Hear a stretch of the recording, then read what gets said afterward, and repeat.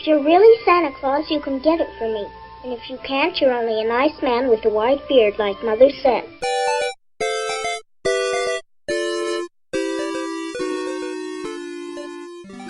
Hey guys, what's going on? You are listening to the TWIG 2018 Annual Gift Guide. I am one of your many hosts today. I am Mike the BirdmanDodd, but I'm joined with Alex and MrTristifer. That's right, guys. We're here celebrating the best of the best. Some of the cool things we want you to get for Christmas, because as of today's date, you got about 12 days to get it all done. And with Amazon and postal strikes, good luck. But hey, you never know. You can find some of these at your local big box retailers, some other smaller retailers, places like Amazon, ThinkGeek, Walmart, Best Buy. Am I leaving out any other big stores?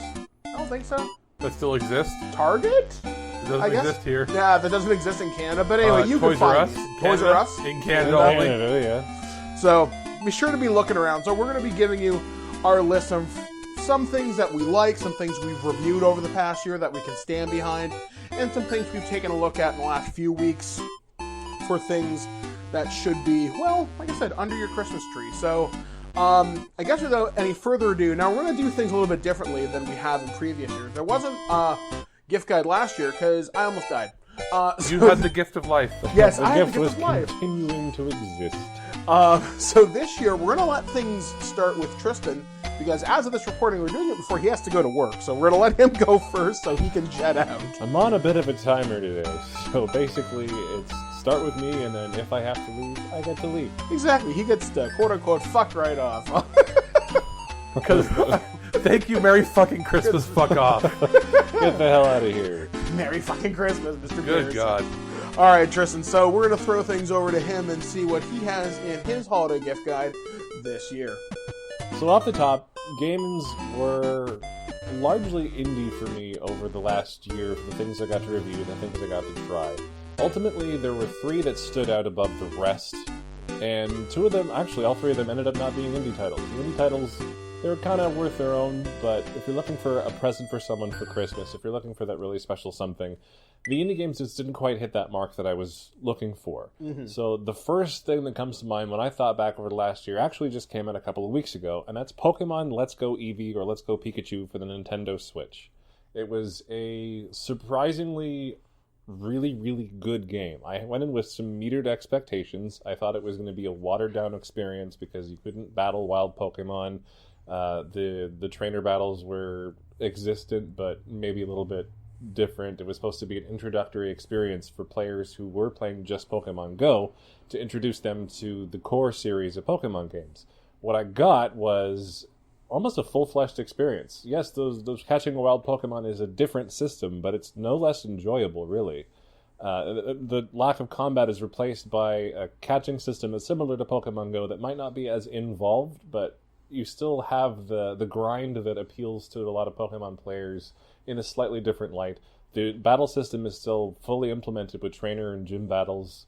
The game's been a tremendous experience, and I'm not disappointed in it. I'm surprised with how well it actually has been playing. I was actually surprised that I was able to get 40-plus hours out of it. Plus, you can re-challenge trainers, so the game doesn't end even if you run out of Pokeballs. You can always re-challenge, get more money to buy more, which is a nice end game for it. The game never truly ends. Yeah, you can keep going and keep going and keep going after you finish the main content, because there's always a bit more to do in Pokemon games. Well, and like for those of us that were in grade school, the target market when the original Red and Blue came out, it's sort of like, a shot in the arm of nostalgia playing through it. Exactly. You're playing through the original Red, Blue, Yellow experience. Mostly the Yellow experience because of the Pikachu or Eevee following you around is very similar to the original mechanics of Yellow. It's not Charizard and Bulbasaur, etc. that you're starting with. It's Pikachu or it's Eevee. That's the center point of your team.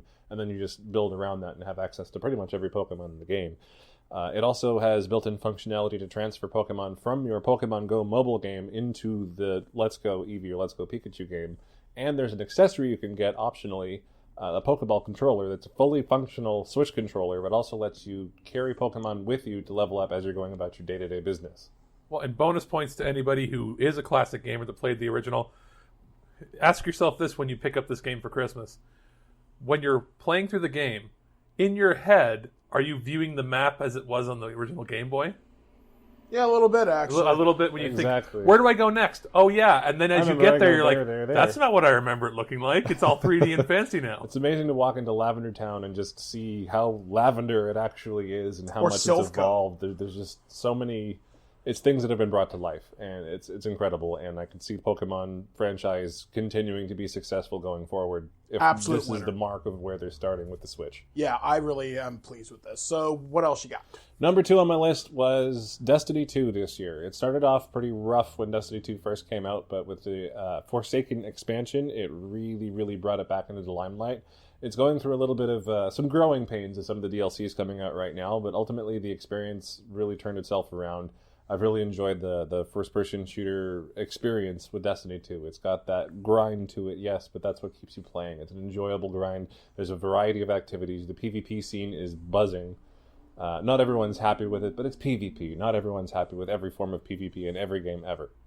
So there's always something else to do, and when you run out of things to do on one character, you want to do it on your second character, and then you want to do it on your third character. So if you enjoy the gameplay, there's usually plenty enough for your weekly set of activities to just fill your week with things to do.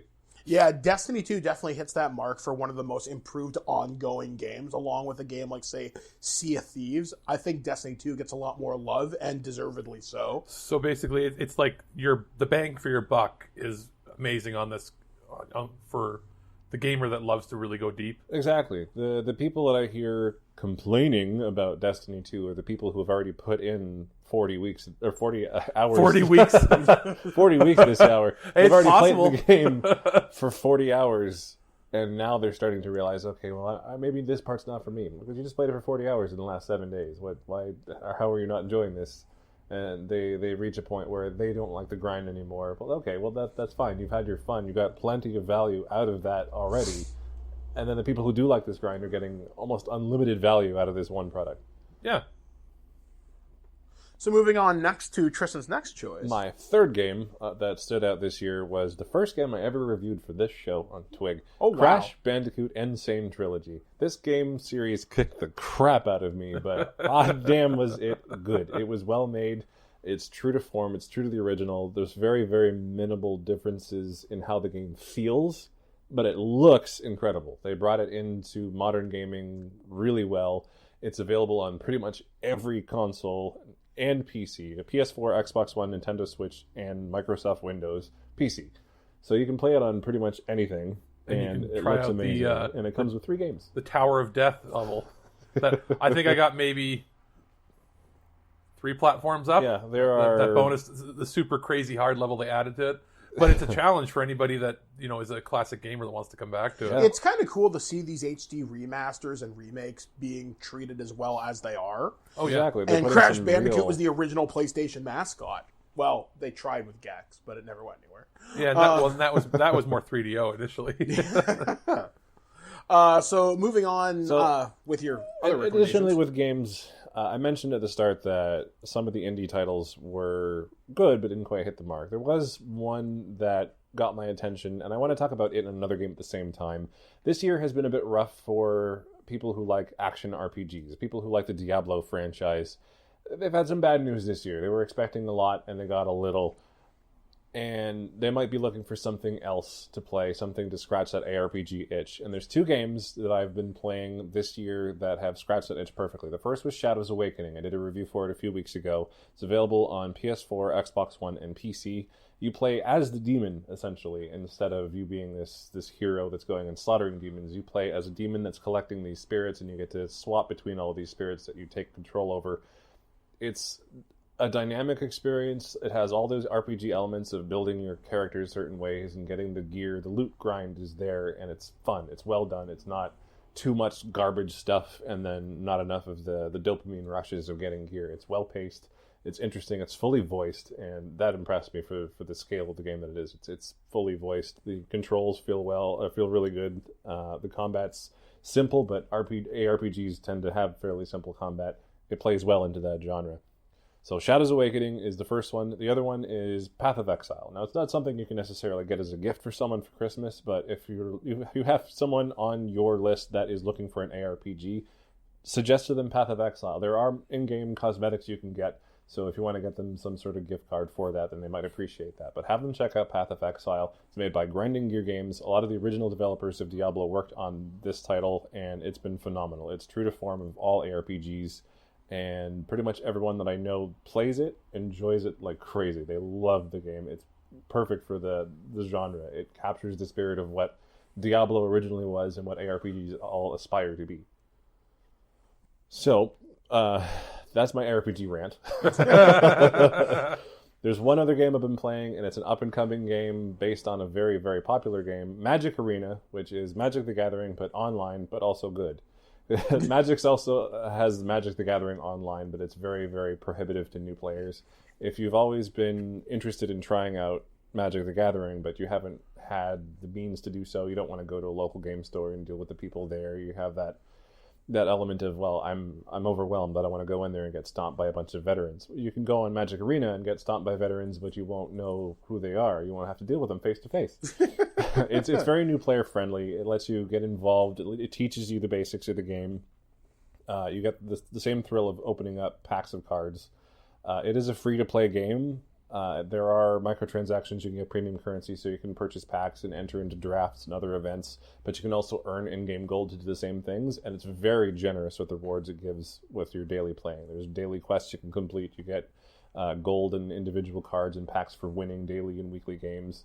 So it's generous enough where you can build a collection without having to pay. So it's not going to be a pay-to-win situation. And you can look at it potentially as a pay-to-win early. But you're not being punished for not paying. Exactly. You can easily build a strong collection just playing a little bit every day. Because honestly, it's not the cards you have, it's the strategy you have behind the cards. That's a lot of what it is. Like this, of course, there's going to be better decks that have rare cards in them that you've had to spend a little bit more money to get to that level. But at the same time, Magic Arena uses a matchmaking system where it compares your deck's quote-unquote strength versus your opponent's deck's strength. And it measures that strength by how many people have used what they call wild cards to craft those cards for that deck. Mm-hmm. So if it's a popular card, if a popular rare card is being used for a deck, and you put 4 of those in your deck, your strength is going to be much higher. You're going to get ranked and matched against other very strong decks at a similar level. But if you're using nothing but basic commons that almost everybody has, but no one's been deliberately making, then you're going to get matched against very low-level decks. That's the theory. It still needs some tweaking. Okay. Yeah. That's the idea that they're going to go with. I know they're doing a big push for this at PAX East 2019 in Boston. I think it's like a $1 million tournament. Yeah. At the Game Awards, they announced that they're putting $10 million into the esports scene for this game. Now, I will note that Magic Arena is still currently in beta, but there are no beta wipes or anything involved with that. So if you start your collection today, that's your collection going forward. See, I think that's pretty cool. The fact that they are letting you keep things that you've already earned in the beta that'll carry forward. Magic, actually, this is not the first time we're actually going to talk about Magic during this show. Surprisingly, I've got something involving Magic a little bit later on. I'll have to weigh in on that when you talk about it. Yeah. If I'm still here. Oh, God, I hope so. I can pretend I'm to so be you. lost. I'm MrTristifer. I have a buttery, sexy, smooth voice. So outside of the realm of video games, which is outside my comfort zone, to be honest, I reviewed very little else, but The Meg was a movie that I enjoyed over the course of the year. It's a shark movie, so there's certain expectations you have to have when you watch a shark movie. Big, dumb popcorn movie. Pretty much. It's a movie you can just sit and enjoy. Don't think about it too hard. Just enjoy the action moments. Enjoy the fact that there's a giant shark. It's the transporter fighting a shark. Pretty much. And it's Jason Statham. I mean, Jason Statham is Jason Statham in every movie he plays. And but Dwight it's Schrute still from The Office. Enjoyable to watch. Yes, Dwight Schrute. So I was hoping the entire movie was just going to be Dwight Schrute. He was going to talk about they beats. did some nods. They nodded to that character. But the movie was enjoyable. So if you're looking for a movie to just sit with your family, eat some popcorn, like we said, check out The Meg. As for a tech review, I have a quick tech review of the Google Home Mini. I love this thing. Oh my God, this thing is so cool. Mike got one this year. I have now 2 of them this year. I got them for anytime that they were on a special anywhere, I'd pick one up. So I got one for half price. It was pretty amazing. And these things are always going on sale somewhere. So I guarantee you can pick it up for less than its regular standard retail cost. It's just so handy to have for just everyday things. If I can't find my phone, it can find my phone for me and make it start ringing. It can tell me what time it is. Yeah, you can hook it up with your phone and say, "Hey, where's my phone?" It'll say, "I found this phone." It'll give you the serial number. You say, "Okay, well, I don't know if that's mine." It's not the serial number, sorry, the model number. But then if you don't know the model number, you can say, "Okay, have it ring this phone with these last 4 digits," and boom, there it starts ringing somewhere. That's so cool. cool. Exactly where it is. It plays music, hooks up with your Spotify account or YouTube Music if you decided to hop on with that one. It tells you the time if you want. Just ask it questions about stuff. It'll search the internet for you and try its best to give you a good answer. You can ask it how to spell something. That's really helpful at times. So if you're too lazy to do something and look it up yourself, or you're too far away from your phone, this thing is the most handy thing. You know what's amazing? No question is off limits. Yeah, no question is off limits. No. I asked it like, "Hey, blank," because it's sitting right beside me, so I don't want to go off. But I'm like, "Hey, blank, tell me about butt sex." And it will. I'm pretty sure we asked what smegma was as well. Here's a result from this.com. It just goes on. And it'll read you clinical. It'll give you basic answers, or you can go deeper and get like clinical, medical, Yeah, it's surprisingly useful, or we'll use it to settle arguments. We're like, all right, figure this out for us. And hell, we've used it in Terrible Warriors. We're like, hey, roll me a D20. Your result is... Yep. Yeah, so it's surprisingly useful. Like, it's one of the coolest things I've ever seen. It's like living in Star Trek, but less annoying. No, man, they should find a way to make Rachel Barrett as the voice. They have the audio files there to say whatever. That would be cool. That would be so cool. All right. So I guess as we continue on through our holiday gift guide, we move to Alex, who's basically the film and television aficionado of the show. Pretty much the reviewer for most things now. Yeah, you do. You go hard. I was racking my head over putting together my list going, I have so many things that I reviewed or talked about that I don't know what to put on. Yeah, where do you start? So I was like, okay, I had to go, what are the best of the best that, maybe not the best of the best that you'll find on everybody's top 10 list from, let's say, like an IGN or anybody else, but it's what are my personal bests from the year. What struck you as the best stuff that's happened this year? And as far as hardware goes, like hardware tech, Orserly sent over some controller docks and chargers for PS4 and for the Nintendo Switch, and they've become a staple that I use every day. I have, to give everybody a bit of a sort of setup of how I have my entertainment center set up. I've got a couch and a big lounge chair, and in between them, a little mini beverage fridge. And these sit on top of the beverage fridge, and they have my controllers charging at all times. And it's just so easy to reach over, pick it up, and they have lights that are red if they're charging or green if they're done, and they actually look pretty cool and space age and futuristic. They're very simple, but they're things that you don't think you need till you have them, and then you go, I can't go back to charging controllers individually. I like being able to charge 4 controllers at a time, using one port. And yes, it takes longer to charge than if you plug one in directly, but the idea is you leave them plugged in at all times. Yeah, you always have something that's fully charged because you can just rotate through. That's sort of just my generic one there. But what I really wanted to get into with them was there's the essential pack for the Nintendo Switch, and what it is it's going to be a kit that you pick up. It's in a nice fancy little box, and it has everything you need for your Nintendo Switch. So, being that it's the hot topic, hot console right now, and more are being sold, and Nintendo keeps reporting that they're selling, what is it, 1 million? It's like 1 million a week, 1 million every other week, basically ridiculous. Now. If you're getting one, or if you just got one, let's say on Black Friday, and you want something to go with it underneath the Christmas tree, it'll run you about $50-ish, depending on if it's on sale or not. But the Essential Pack is pretty cool. It comes with a protective case, screen protectors.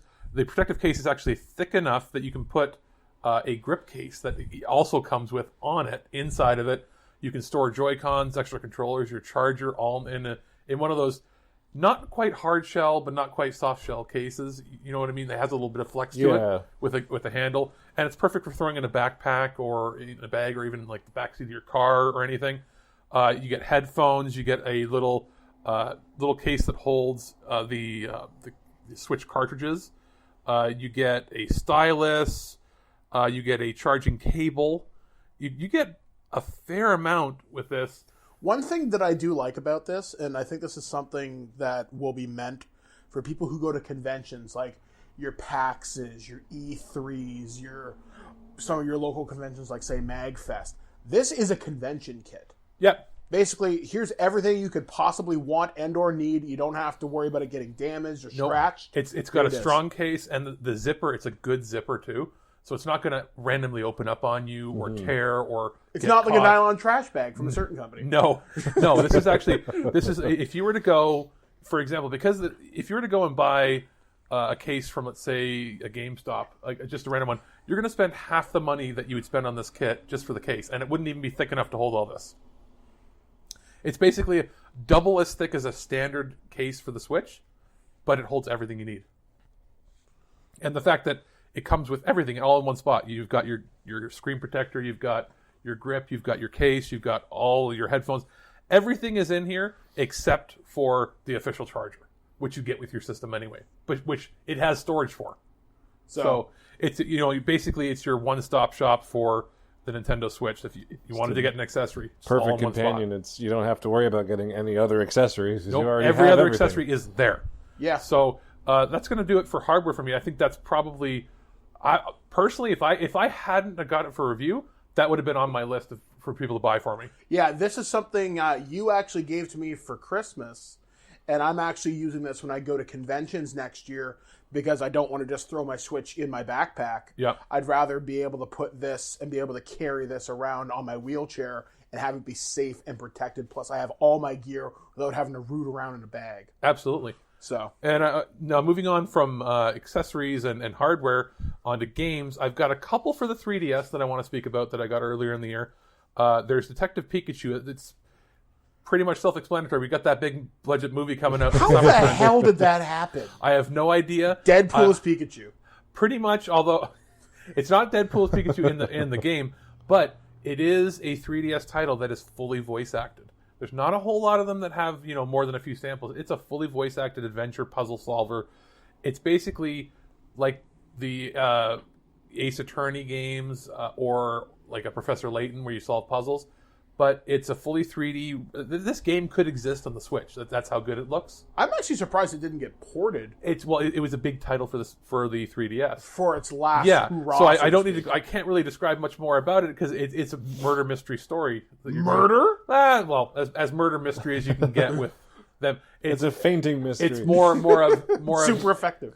Your father has gone missing, and you're sort of investigating, Trying to figure that out. You're solving little crimes as you try to solve that. Now, too. here's a question for you. From the game, is the game based on the movie? Is the No, movie based on the game? the movie looks like it's going to be adapting a heavy Parts of amount it? from it, but not everything. Okay. The character that you play in the game is younger than the character that I see in the movie trailer. But Okay, well, that makes sense. yeah, and from moving on from that, there was also the Alliance Alive. That was the RPG that I had to review earlier in the year. I had a ridiculous amount of fun time playing that. I played 40 hours for a handheld title. That's a fair bit. Yeah. And when I say I played 40 hours, I mean I got that review done in about 6 days. Yeah, you powered I could not put it down. Basically Alliance Alive, you could have just called it like a spiritual cousin of like the Final Fantasy series. You have your overworld, you have your airships, you have your standard battles, turn-based battles, but heavy dimensional time travel-y sort of aspects to it. Again, a plot that you don't want to reveal because it pays to just go through it. And it was, if you're a traditional RPG player like I am... Who was that from, this game? Alliance Alive, that was from... Look in the show notes? Yeah, I've got I'm going to pull up my show notes here because it was one of the first reviews I did, and it was the first thing that popped into my head. I remember playing it non-stop. Yeah, like I remember you asked me to borrow my 3DS charger at one point. Yeah. Mike, I need the That's battery. correct because I brought mine over and then I forgot my charger, and yeah, it was produced by Atlas. That doesn't surprise me in the least. Because I was like, it's got to be Atlas. I'm thinking it sounds like an Atlas title. I'm pretty sure it's Atlas. It's Atlas. Atlas they have hit almost consistent winners on the portable consoles. Very rarely do you get a bad game. No, and again, it's another title where the production of it was high enough that you could have probably released it on the Switch. But we're getting that because you got the 3DS where it's nearing end of life, but Nintendo keeps putting out games for it, and they keep saying they're going to be putting out games for it. So I wouldn't be surprised if we still get more titles like this moving on. And it's definitely something that at the price point that it's at, it's a fun game. Basically, if I get to play a game and it costs me less than $1 per hour, then you've got your money's worth. Exactly. Especially if I'm enjoying myself the entire time. It's not like, oh God, I got to play another hour to beat it. No, I was like, oh, it's over.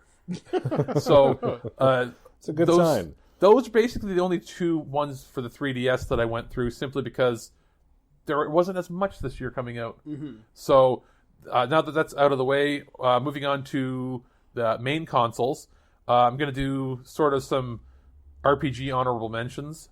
Ni no Kuni 2 came out. That was super fun. I will say, as far as a tidbit on this, the most interesting animation I've seen for walking up and down stairs. Okay. Mass Effect included. Yeah, when you walk downstairs, you tiptoe. Huh. And it changes. Everybody's animation is slightly different. And it goes... specifically, they animated every step. And if the steps are taller, it's different too. Oh, that's cool. That's the little attention to detail they put into that. So it was that, and it had a fantastic soundtrack. Yes, I remember a lot of people, especially this year as we end the year, a lot of people talked about Ni no Kuni's soundtrack.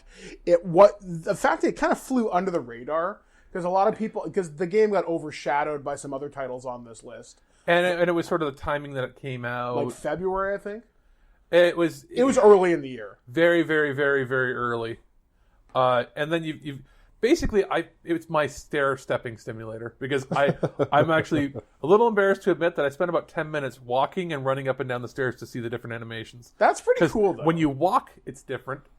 And when you run, it's different. And even the sound effects are different. You're wearing a cape. The cape moves differently. It seemed like all the animations were done on stairs. So they wanted to nail stairs. Because running down a hall and jumping and everything was fairly standard, but stairs. Immediately I went, something's different about this game. Because usually when you walk downstairs, it's very static. Yeah, they'll have their walking animation, but it'll just kind of hop down the stairs. Or it doesn't even do that. It's just the walking animation as you get lower. This was like, inertia was different. And if you jump and land on the stairs, you wobble.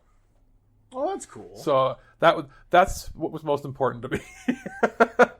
Moving on from there, I also played Vampire, which was, trying to describe it, it's like Gothic Mass Effect horror vampires in turn of the century. Kind of like Gotham by Gaslight sort of thing. Yeah, very similar. You play a doctor who becomes a vampire, and then you're trying to track down who turned you and what cursed your family. All the while, you have the moral choices to make of, you will get more powerful to beat the enemies, which are way more powerful than you, by feeding on people. And that usually the people you feed on are people that work at the hospital that you work at. You have to make the choice. Do I save the people and make the hospital thrive during this plague epidemic that's happening? Mm-hmm. And then make the end game harder for me because I'll be much, much weaker? Or do I kill more people to get more powerful and breeze through the end of the game? But be morally reprehensible. But get the worst ending. Yeah. So Paragon and Renegade choices. Yes. It feels a bit like Dishonored. But it's also tangible because there are other people. If you don't save enough people, let's say you eat nurses and doctors, then the patients will die and give you a worse ending. But if you kill them, they're also healthy, so they'll give you more a stat boost. So there's actually a really interesting dynamic. Like that's pretty cool. You can play it several different ways, and to get the perfect ending, it will be difficult. But I had a great time playing it. I know that they've released patches and updates to it since that have made it even better, and they've given it an easy and a hard mode that they didn't have before. So that was pretty cool. There was also Valkyria Chronicles 4 came out. Yep, Sega. From Sega, and that is available multi-platform, and that was super fun. It's basically the gameplay of the first game tweaked, brought into the modern, age of PS4 consoles. I've always liked the Valkyria Chronicles design for characters. It's like you're playing out of I guess like a picture book almost, the way it looks. And to go in with that, they also released the remastered version that had come out previously on the PS4 of the original game. They put that out on Switch, and that's actually surprisingly great for portable because you're playing games that you have like 5-minute battles because they're tactical. So you can just take that on the go, play 5 minutes, put it to pause, and come back to it later and not have to worry about it. It's not like, you're not going to pause in the middle of action where you're going to come back and go, oh crap, I'm dead. It is, a very much a like an XCOM-y sort of engine. So with, again, sort of like, I guess, watercolor characters is sort of the way it looks. They look like watercolor / paintings / illustrations. Moving on from that, we've got Octopath Traveler, which needs no introduction. Absolutely loved. Wasn't as long or as deep as I had hoped or was led to believe initially, but still a thoroughly enjoyable experience. I wouldn't have put it in my top list this year because I felt that the difficulty curve really spiked up at the end, and they needed some balancing done to that or offer an easy mode for people that want to just play the story. But I really enjoyed it, and it did live up to the hype visually. Yes. From what it showed. It was exactly as they showed. There was no E3 trickery done with this game. And as far as the last RPG I want to mention is Detroit Become Human. This is a game that should have ended up on my list. This was a fantastic storytelling experience, fantastically acted, wonderful narrative. I know one of the guy who played Connor was nominated for a Game Award, which he didn't win. Which personally, I think it was stolen from him because the amount of different dialogue choices he was going to have to record. And inflections for everything. There are hundreds of different things he had to do. So I really enjoyed the game. At this point, you either know if you like that game or not, or if you like David Cage's games in general. They're very story-driven, very much, you'll have 7 or 8 different ways to accomplish the same task, but it'll give you very different outcomes as you move on. You're basically playing through an interactive, movie. It's choose your own adventure. That's basically what these games are. So, it's more of an honorable mention than anything. I think it's definitely worth it, especially now that the prices have dropped on it. Yes, it's ridiculously worth it. I really like this game. You could potentially get like 100 different outcomes, slightly different variations. So moving on from there, I also played for review a few adventure titles, in the traditional adventure sense. There was Punchline. What is that? Punchline is based on an anime that's out there. And interestingly enough, there's about, I was reading, because I noticed there was a lot of animation in this. I was wondering if it was from the anime. It's not. It was new animation created by the anime company. Oh, that's cool. For it, that it's about 10 episodes worth of new anime included. Jesus. So you're basically playing a spirit. You're controlling it, and you're able to go into the characters from the show's rooms and lives, and you play pranks on them and see how that resolves itself. And in doing so, it unlocks more phantom or like poltergeist powers, let you do more things. And then it plays, into skits from the show, and then parts that are created for it. It's interesting. Some of the characters you're a ghost that gets your power from looking at girls' panties. Oh, jeez. So this is right up your alley. It's a little bit. It's right up his something. It's a little harem-y. It's a little bit off-the-wall screwball comedy. Pretty fun title. Sort of, again, flew under the radar. Was released in October over here by, I believe it was P-Cube, put it out in North America and the UK. I don't know if there's physical copies in Canada. I did see physical copies in the States you can pick up, but you can pick it up on the PlayStation Store. And it's one of those ones, if you like action-adventure titles, it's not just like a visual novel like some of these ones usually are. There is a lot more interactivity with it, so it's definitely something fun to check out. And then the other title that it took me a while to get through because it's one of those games where I knew I was going to get hooked immediately when I started playing it, so I was like, okay, I don't want to go through it so quickly that I don't get to see all the nuances, and that's 428 Shibuya Scramble.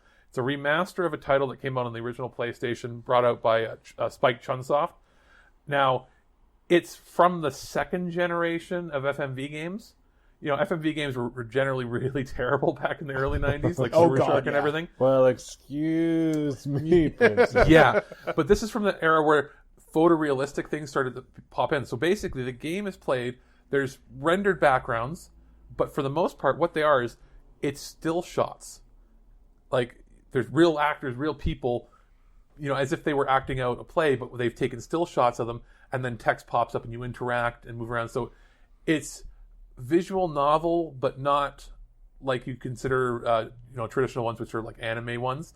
It is a murder mystery and kidnapping mystery where you're playing as a couple different cops and you're seeing from different perspectives how a kidnapping occurred, and you're trying to solve it in sort of semi-real time as you play, the events unfold, and you can make selections that will greatly affect what happens to each of the characters.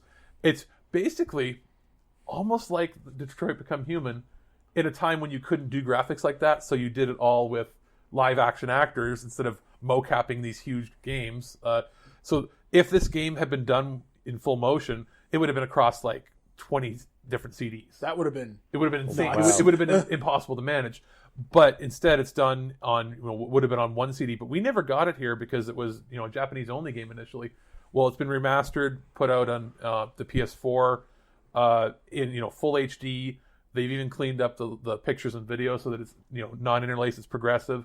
And it looks like it could have been created today because that style of game, all you got to do is once you translate it, you just make the text big enough that anybody can read it, and you're good to go. Mm-hmm. And it was pretty fun because you're playing as a detective that's trying to solve mysterious circumstances that happen. Mm-hmm. So it's definitely fun, and definitely something you might want to check out that will scratch that itch you might have for the adventure titles out there, because they come out few and far in between nowadays. I noticed ones that are unique and different. Yeah, it's hard to stand out in that genre now. Yeah, there's so many visual novels that come out that are just anime, and it's just like looking at just different pictures, and it's like who's dating who. It's always just the same genre. Simulator. It's always cool when it's like a mystery, when you're playing like a Sherlock Holmes book, basically. So that's going to do it for the adventure titles that I wanted to talk about. On the fighting front, we've got really one title that stood out to me for the most part, and that's the Dragon Ball Fighters. This was a fantastic port, considering this came over from the Xbox One, the PC, and the PS4. Yeah, and I'm specifically talking about the Switch version that came out. It did take some time to come out because they were tweaking the engine. Plus, I think you got the first round of DLC included. Yeah, they included the first round of DLC with it, and the characters all play fantastic. There's not a single frame of slowdown on the Switch in any mode I played in, portable or docked. Yeah, and this is one of those things, once again, if you have that kit that Alex talked about earlier, this is a convention fighter. I can see people sitting in hallways play this. And I've had no lag playing online. I've had local co-ops perfect.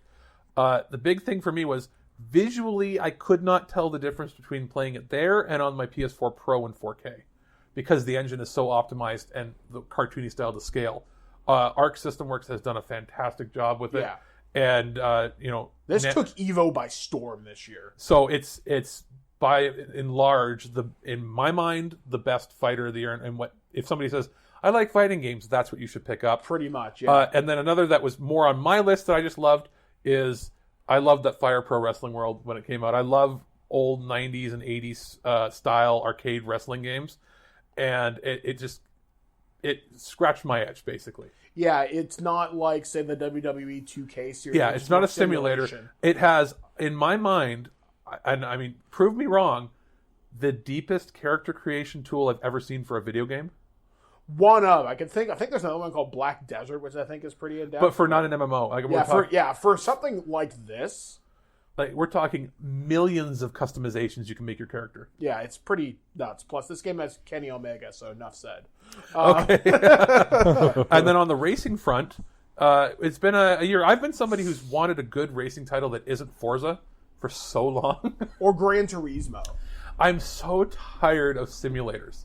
I love the old arcade games. I want a San Francisco Rush. I want another Top Gear. I like Burnout myself. Yeah. Good Burnout. Good Burnout. Not Burnout Paradise for the millionth time. Burnout 3. But what I wanted was something, different. So I've gone through and I've received a bunch to review, And two that I want to highlight here is Grip Combat Racing. Grip Combat Racing from Wire Productions is, if anybody played Roll Cage on the N64, or do you remember there's that RC car that you could ride up a wall and flip over and keep going? Oh yeah, I remember seeing commercials for that on YTV all the yes, time. that's what this is, and that's what Roll Cage was. It's a spiritual successor to that. You race at blistering speeds. We're talking, it's so fast that the engine was designed in such a way that the faster you go, the blurrier it gets, and that's so that it doesn't have any slowdown while you're playing it. You know, it doesn't have to render the distance as much. But the smart thing is, it gives you the feel like it looks like you're going into warp speed, or it's a significant motion blur. Actually, it looks like in Star Wars when they hit it and they go through. That's what it looks like, the star field going next to you. Okay. Crazy fast. You're hitting up power-ups and shooting enemies, and you're going... I came in last, I don't know how many times at the beginning, and I didn't care because I still had fun. Yeah, it takes a lot for a racing game to be so good that I don't care if I lose, because I still had fun the 3 minutes I was playing. Yeah, most racing games, your only real objective is to come in first, is to win. So if you can have fun without winning, then you got a winning formula. It's a retail game that's about like half a retail price, like $40-$50. And it is physical. You can pick it up, or you can pick it up digital for the Switch. That's fantastic. Second one I wanted to talk about was Horizon Chase Turbo, which is the Switch port. It's a South American game that anybody here remember playing, like a pole position, or specifically like Outrun or something? Outrun. Yeah. It's basically a high-def Outrun done in like Miami Vice neon colors. And it's... What if that game was released in arcades today, where you have that view from behind the car, and you're going fast, but it has a certain weight to it. It doesn't feel sluggish. It's super fast, super fun, multiplayer, pick up and go. And there isn't a physical release, but you're looking at anywhere, depending if it's on sale, from $10 to $20-ish. So definitely worth it. Definitely worth it. Fun pick up and play. Perfect again if you're going to go to the convention. You can play with a few people. You can have a match, done and move on to the next person. No slowdowns, no glitches at all. It's the arcade game that I want. It's it'll do until... It's the modern sit-down cabinet put into a portable console. Exactly. That's what that is. It's basically, what if you took an 80s racer and brought it out now in high def? So I was very happy with that. And then moving on, for compilations, one that stuck out in my mind was the SNK 40th anniversary. It came with a collection of about 14-ish titles at the beginning, that they're games from SNK's library from before the Neo Geo. So stuff that you may not remember or may not have heard of. The one that stood out to me initially was Crystalis came with it. And Crystalis was the regular Nintendo only action RPG that they ever produced for consoles. Which was really good. It's basically futuristic Zelda, was the best way to describe it. It, as far as I know right now, was the only way you can get it on Switch, was to get it through this title. And then all the others, you'll know the Ikari Warriors. They had a lot of games that were... Fatal Fury's on there, right? No, that's not them. No, I'm sorry, I'm thinking of someone else. Yes. But they have similar games to that. They have Fighting? No. No, because it's all Neo Geo. Oh, okay. So this is all their pre-Neo Geo stuff. Oh, okay. So it's all their stuff from like 1980 until 1981 or 2. That's pretty cool, actually. So that's a nice slice of history. It's the stuff that isn't usually talked about or remembered. People remember Ikari Warriors as being a Nintendo game, not remembering that it was an arcade game originally. Where you run up the screen, you get into a tank and shoot things. They have a lot of games that are modeled after that were sort of not clones, but different styles of that. Mm-hmm. And then a bunch of other side-scrolling platformer games. The reason I want to mention it now is it was a pretty good value when it came out, but as of today, when we're recording this and putting it out, they've released 11 free new games to download, 9 of which are part of an update that just will auto update on your Switch, and then the other 2 you just have to go into the store, but they're free. That's pretty kick-ass. You're almost doubling the games that are on it. Compare that to a lot of the other current trend in compilations, which is your classic consoles. You got your PlayStation Classic, Super Nintendo Classic, Nintendo Classic, where it's here is your set amount of games. You are done. This is it forever. until you mod it, but that's another conversation. Yeah, but out of the box, like deal, usually there it that's what is. you get until they want you to pay for more. Yeah, this is it. Just wait for NES Classic 2 or PlayStation Yeah. Classic 14 or whatever it's going to end up being. You basically, as of today, double the value of the game. For free. Yeah, for free. So that was definitely really cool. And since we're on the realm of talking on compilations, I did want to mention, sort of an honorable mention to that would be the Commodore 64 Mini, the classic console that came out. It had received initially middling reviews in Europe because it had the 64 games built in, and they weren't necessarily all of the most famous games. But for the North American release, they released a new firmware update for it. Automatically, just download it on a USB stick from their official website, plug it in. The update allows you to load any Commodore 64 ROMs or floppy disk images to your USB stick and use it. That's officially supported. They just say go nuts, use any one you want. New homebrew ones. If you have Commodore 64 games and you want to back them up and use them all in one spot, you can do that. So you potentially go from having 64 games that are officially supported to being able to put thousands on a USB stick. Unlimited, really. Unlimited, and it comes with Commodore Basic, so you can program your own games. You can program your own games, if you're adequate at that, make the image for it, put it on your USB, and send it to a friend that has the system, and they can play the game you made on their system. So that alone makes it worth it. Is unlimited potential. Aspiring programmers. Exactly. Well, and that's what's cool. Is that it works with that, and there's talk of them even making other revisions of the system. And at its price point of about $100, $100 for potentially thousands of games, pretty cool. And it's a pretty cool teaching tool too. Yeah, well, and that's the thing too. It comes with, the actual basic programming language built in, which not a lot of people did when they put out. I don't see Nintendo releasing the NES Classic assembly code edition.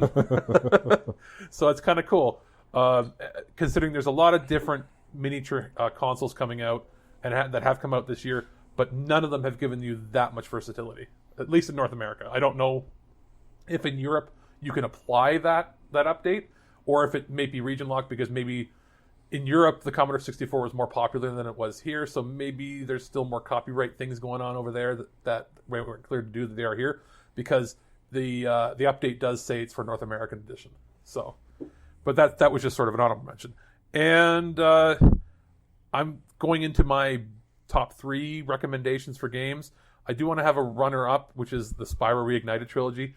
Absolutely loved it, but I didn't think it necessarily needed to be on the gift guide here, because I think everybody that wants it has already probably rapidly gone out and picked it up. Plus, I think we just reviewed that in the last week or two. Yeah, it's still in my mind. I don't necessarily want to recommend something that's still so fresh in my mind because it's just fresh, but it's still a really good game. Plays as good, if not better, than I remember. And it definitely was a highlight of the PlayStation 1 era. Yeah. Oh, it was definitely, and it's interesting to see it in HD, because it's weird. It's an HD game that feels like the PlayStation. Like, they got the feel of the controls down pat, considering I believe they had to go back and start from scratch because they didn't have the original code anymore. Oh, God. So the fact that they were able to do that was pretty fantastic. But now to my top 3 recommendations for the year, I say buy these for somebody, if not yourself, would be Starlink Battle for Atlas. It's not getting as much love as it deserves. Yeah, I mean, I got the one for the Switch, the Star Fox, because Star Fox. I think most people that initially really wanted that because you get the ship, which is awesome. But regardless of the system you buy it on, if you don't want to buy the toys, you don't have to buy the toys. And that's the part that wasn't widely advertised. No, you don't have. You can get through the base game, like the main story, with just the ship you get when you buy the game, either digitally or physically. And if you want to do all the extra things, you can buy 2 or 3 ships or buy the digital pack. You don't have to buy the physical, because buying physical, it takes up space. I get it. Some people don't want to spend that kind of money. You can get a digital package, the deluxe edition, which I believe in the last week or two has been on sale it was on for Black Friday. There's probably going to be sales at Christmas again, near that for there was like $20 or $30 off the digital deluxe version. Yeah. So you get most of your DLC with it, which is wicked. And there's going to be DLC coming in the future, story DLC. Yeah, so Ubisoft, I think, really did. I didn't think the Toys to Life thing was going to survive past Lego Dimensions and Disney Infinity. No, Ubisoft came in as a late dark horse and did a surprisingly good job with It's a fantastic... it's a game that's good enough to stand up on its own. It doesn't need to be a Toys to Life game to support it, but it really does enhance it having them. And then moving on to my second title there, the one that surprised me the most this year that I didn't think anything of when I got it to review, which was the Fist of the North Star on the PS4. Fist of the North Star Lost Paradise, or Paradise Lost, brought to us by Sega. I didn't know, receiving it initially, that it was made by the Yakuza team. Oh. So it was, or one of the Yakuza teams. There's two different teams that they cycle in. I didn't expect a anime RPG to release here with full voice acting. We're talking some of the best voice acting of the year. And so what is it? If you've played... it's Grand Theft Auto Fist of the North Star, so you can make people's heads explode by punching them. The most ridiculous anime I've ever seen. And it is gory as hell. Oh yeah, because the guy's like... Da, da, da, da, da, da, da, da. And they don't... Yeah, their bodies explode, their heads explode. You have a central hub in the city that you go around in that gives you your missions. There's then occasionally quick time events for certain boss battles and fights. You can fight random battles just like an RPG where somebody touches you and then you go into a battlefield and you attack them, but it's all action based. Then there's a driving section with the most hilarious screaming heavy metal music. Yeah! As you're driving around. There's racing mini games galore. You can do jobs as a bartender where you have to shake the controller and then it makes up random names for the drinks. That's so shake the controller, roll the controller. There's mini games where you run a nightclub where you have to assign girls, certain guys and women to go. Oh my god! Talk to. No, it's like you're mini managing like hostesses. Who has to host this table? Who has to move drinks here because it's getting busy here? My food's not ready yet. It's basically Diner Dash. Yes. That's weird. So Diner Crash with blood. And there's other mini games you can do. It's just over the top and nuts, and just it really embraces the anime and embraces just the crazy zaniness of it and the over the top. And the fact that it's a licensed game that got a lot of care. Well, that's rare. A licensed game for an anime that hasn't been crazy popular here in years, but it's sort of like they want to bring it out and want to bring it back into the forefront. The fact that it was fully voice acted. And the whole game's in surround sound too. Like they did a really good mix of it. It was one of my favorite games to play this year. Out of the blue, it's my complete sleeper hit, and it deserves all the praise, all the monies. Give them all the monies. I want more. Give me either a sequel or give me a licensed title. License something else. I would love to see like a Dragon Ball game done in the style. Mm-hmm. And then, as for my game of the year, personally, it would be Dragon Quest XI. I put in 120 hours on that game. It's no small amount of time. And none of it was a grind at all. Like it just flows. It's the most traditional RPG you can possibly get because it's the most JRPG and the oldest JRPG we ever had here. Right? Like we're talking the original game came out and Nintendo gave it away for free with Nintendo Power subscriptions. Wait, Dragon Quest is Dragon Warrior? Yes. Holy shit, I didn't know that. they changed the That title. just blew my mind. So this is a nod because it's an anniversary year for it. What was amazing about it was, again, a fully voice acted game. You play 50 to 60 hours and then you beat the game. And then the credits roll. And then you play another 50 hours with the second campaign that continues on from the first before you get another true ending. Usually, when a game comes out like this now, that's called DLC. You have to pay $30 for the season's pass. No, they gave everything on the disc. Everything is unlockable for free. You don't pay a single penny, and for your $70 or $80, you get 120 hours of gameplay. Yeah, that's worth it in terms of just pure and value. And that's not counting doing like a new game plus or playing it over again to do other things. That is just a full, complete playthrough with doing I did everything. And weren't the character designs by Akira Toriyama, the Dragon Ball guy? Yep, they've always been by him. So it's the first time that we've received one in HD that was built in HD from the ground up. Music's great. Some people complain that the music it sounds like MIDI files. It's supposed to because it's an anniversary title. Mm-hmm. There's subtle nods to every previous game. So, you can do so much cool stuff with chiptune anyway. It sounds amazing to me. It was like, oh, well, sometimes it's orchestrated in other releases. I don't care. Yeah. It sounds amazing the way it is. So that's definitely my game of the year. Now, that's it with games. As far as movies go and TV, we got a bunch this year. So I'm going to go through just a few from some of the companies that gave us stuff, what I would suggest out of the plethora of releases that we've gone through. From Film Chest, there's two. I sort of picked a tie. I love my Lancelot Link Secret Chimp. That's the ridiculous Get Smart / spy knockoff starring monkeys. What more do you really need to say? From that description alone. Starring monkeys that are dubbed over. They wear cute costumes and they're caricatures and stereotypes from the 60s. I mean, what else can you say? Enough said. Anyway. Yeah, it's a movie that kind of explains itself and doesn't explain itself at all at the same time. And the thing is, you've seen one episode, you want to see more. That's all I can say. Yeah, you showed me an episode, I'm thinking, okay, this is weird, but play another one. You know what's good when you sit down with your mother and grandmother, and then they can't stop laughing and say, "Let's watch another one." So there's that, and then One Step Beyond, because I always love the old anthologies, especially the supernatural. Yeah, you kind of got me into older anthology stuff like Night Gallery, and there's just Tales from the Dark Side. This is the most complete collection. It's not every episode, but it's every episode that has been restored and still basically exists. And it's definitely a fun watch. It's basically a precursor to the Twilight Zone. So that's and it's both of these sets are fairly cheap too. Like, we're talking, when they're on sale, stocking stuffer categories. They're perfect for that. From Vinegar Syndrome, we received a fair bit, and they were all pretty good. But the one that stood out the most was Death Row Game Show. Holy shit! Did we have fun watching this?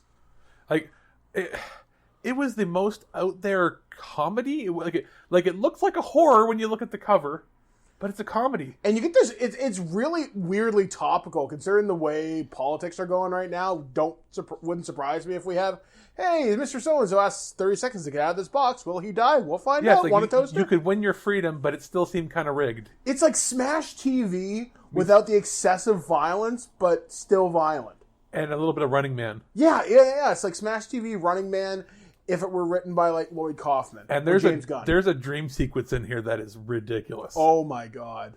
So that was a pleasant surprise for a movie I had never heard of. Yeah, I'd never heard of this, never saw it. And the remastering looked great. Yeah, it was nice and sharp. Colors were bright. There was no digital real noise. And it's going to be one that I bring out every few months, maybe a couple times a year, and bring new people into watching it. So Death Row Game Show gets my vote. Absolutely. From Alpha, again, we had a bunch. I had never seen Reanimator, and the release that came out it could have been filmed yesterday. It was one of the best looking remasters I've ever seen of a fairly low budget film. Jeffrey Combs is a international treasure. Tons of special features, remastered 5.1 audio. There was like a 4K remastered video, just fantastic and great physical special effects. Yeah, this is one of the classic 80s horror movies that is essential if you're a fan of H.P. Lovecraft. Hell, if you love Jeffrey Combs, this is his franchise. You might not want to have the parents or young kids in the room when the head scene? When a severed head goes down and eats the girl's box. It's a little too much for... I'm glad I was watching... Only phrases that can come out of Alex's mouth. To be discreet. Hey, I was watching with a couple friends, and one of the friends who was a big horror fan, she said, "Oh, I forgot about the box eating scene." So it's not me that said that initially. And I was like, "Oh, what box eating scene?" And I turn up, and I turn my head and I go, "Oh dear, oh dear." All I said was, "Is this happening?" She goes, "Yep." So, Reanimator gets my vote there. Olive Films sent a few different titles over, and the one that interests me the most is actually one that I reviewed called Mr. Capra Goes to War. And it's Capra was one of the best... Frank Capra, right? Yeah. Was one of the biggest directors of the golden age of Hollywood. And as anybody knows, that bit of a history buff, during World War II, some of the biggest directors were forced by the War Commission to make propaganda films. Disney included. Yeah, everybody was, and I mean, and it's not that they didn't want to. Sometimes they didn't want to, or they thought it was too much, but they were forced to make them. And these would air before you watch. Like you will go to see a normal movie, and you have to watch a 40-minute PSA basically beforehand. Yeah. Or sometimes they would be a full-length movie that you would pay to go see. The interesting thing here is this is a Blu-ray set that contains 5. It's over 5 hours worth on one Blu-ray disc. Jeez, that's a lot of films. There's 2 of a special, like a part 1 and 2 on Russia, like the Russian front. So it was fascinating just to see, what their view is or what they wanted to tell the public was happening. Because now in hindsight, we can go back and go, well, that wasn't really happening, or that didn't happen, or that's completely made up, or it's way worse than what they even thought. That sort of idea. Yeah, we have more of a wide view of the truth of the war.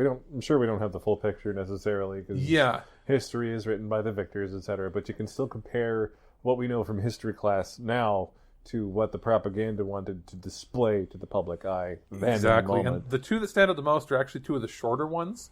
There's one called The Negro Soldier. Now, it's not PC today to say that, but what it was it was a video made for 2 purposes. To show any African American people that wanted to sign up for the war, why should I fight? Why should I care to fight this white man's war? Mm-hmm. Is basically that. Showing off, and then it went through different famous black soldiers in history that might have been washed over initially because of any tensions that had happened in the South. Mixing that with also explaining to the predominantly, at the time, Southern soldiers that might not have wanted to even be in the same barracks as a black person. So it's, why should we fight together? Why should we care? So it was, the whole idea was sort of pushing the common goal of Europe, and it wasn't necessarily to get along, but they're not going to say you're going to have to be best friends with that black guy even though you don't like black people. It was, you're going to want that black guy here, and he's going to want you there because you're going to cover each other's back, and you're going to save everybody from the Nazis and the commies. And that was the goal, I guess. It was interesting to see the mindset in the 40s of how they were trying to approach that. As forward thinking as they could get, I suppose. It wasn't even necessarily progressive so much as it was get over this so we can do this, and then go back to hating each other. It has that, but then again, the other half is praising previous black soldiers that signed up for World War I that were part of different troops. So pretty cool. And the other one that it was really awesome, and there is actually the shortest one, and it's one that I was most fascinated with, which is about your job now. And what it was after the war ended. It was the video that every single soldier that was going to be working in Berlin and Germany after the fall, because they're still there. Those bases are still there. The Americans are still there. Yeah. And it was basically your duty in Germany. What are you going to expect? It talks about how it demonizes the German people a little bit because, I mean, the war had just happened, but it's we're here to stop the cycle. And it's, what is the cycle? And it's, they start an empire. They go to war. And then they're all friendly, dancing, and peaceful times. And you forget they're like this. And then they start a war. They go through the whole Prussian Empire and everything. At the time, it was valid. And they said, and they seem so friendly now. So don't trust them. And all this stuff. And then the big thing was, it says, you are not to fraternize. You're there to observe their customs. You're not there to steal their homes. You're not there to steal their property. You observe their laws. You obey them. You're here as an observing force. It says, don't fraternize. You're not to ever invite them into your home. Be friendly with them. Shake their hands. You're there to smile and act aloof, but always pay attention to what's happening. It was all this, yeah. And the funniest thing is they said, don't worry about the adults. It's the children you have to watch, the youth that have been indoctrinated into the Hitler Youth. That's crazy. But I mean, it's true. Those are the kids that were trained to be sleepers and stuff. Like, the kids that were trained to be hardcore. My grandfather was a Hitler Youth because your choices were, I don't get to eat this week. Or die. Or you get 3 meals a day, but you have to be in the Hitler Youth. And then I find out he was lying to the Hitler Youth so much because his family were hiding Jews up in their attic. So he's a Hitler. So he was the perfect hiding spot. He was a Hitler Youth that had to pretend to be all, Heil Hitler. Mm-hmm. And behind his back, he's taking some of his food rations and bringing it to the people upstairs. So, I know it from that perspective of seeing what happened. Yet the Americans are being told that all the children are the dangerous ones, and all the children. It's not what was happening. In some cases, it might have been, but that was really fascinating to me. And there's also a film historian that talks about the films beforehand and gives sort of an analysis of them.